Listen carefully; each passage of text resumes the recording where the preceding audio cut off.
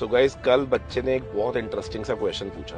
उसने कहा कि सर, जब भी मैं आईपीओ अप्लाई करता हूँ ना, तो मैं क्या देखता हूँ कि कंपनीज दो प्राइजेस के साथ आती है और हमें उस प्राइस के बीच में बिड करना होता है। तो पहले तो मुझे ये नहीं समझ आ रहा कि वो दो प्राइस का कॉन्सेप्ट क्या है, और कई बार ये भी देखा गया है कि उन दो प्राइजेस के बीच में जो गैप है ना, वो भी सेम नहीं होता।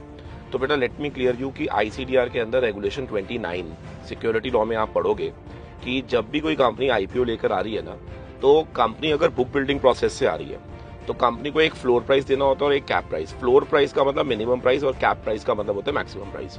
और इन दोनों प्राइसेस के बीच में मिनिमम गैप 5% और मैक्सिमम कितना होना चाहिए, 20%। इसका मतलब अगर फ्लोर 100 है तो कैप कितना हो सकता है, मिनिमम 105 और मैक्सिमम 120। अब कंपनी अपनी कन्वीनियंस के हिसाब से वो प्राइस फिक्स करती है कि भैया हम ये वाला कैप रखेंगे और ये फ्लोर रखेंगे। एक बात याद रखना कि जब भी अगर आपको लगता है कि मुझे आईपीओ चाहिए ही चाहिए, तो हमेशा आपको